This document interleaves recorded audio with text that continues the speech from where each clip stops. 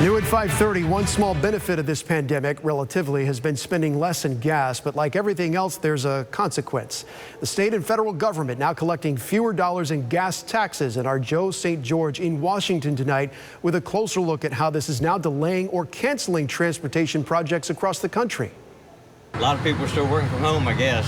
If there is anybody who knows about gasoline, it's Daryl. If this was a normal year, every day this station off I-95 on the East Coast would get a visit by one of his trucks. During a pandemic, it's now just a few times a week. Their shifts got cut back a little bit.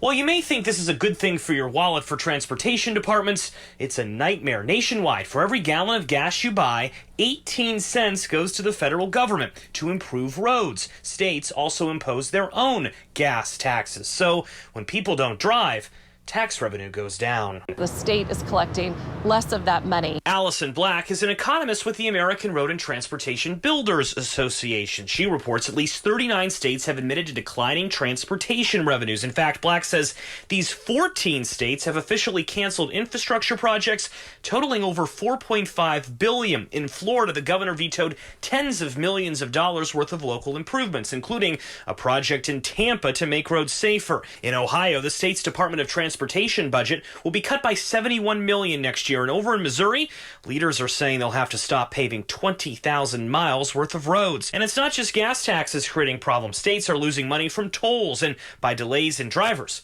not going to the DMV. What that means is states are facing a big funding gap. But it's not just major interstate projects that are experiencing delays. Delays are expected to trickle down all the way to projects involving small county roads that are rarely traveled on. In some cities, experts tell us those potholes may linger in your city a bit longer this year. I think you are going to see some of those local projects may be delayed. Of course, there is a hope of a bailout by Congress. And this week, President Trump cut some regulations to speed up infrastructure improvements. But in the end, this may come down to gasoline. Daryl hoping people start driving more soon. Still not like it was for February. In Northern Virginia, I'm Joe St. George.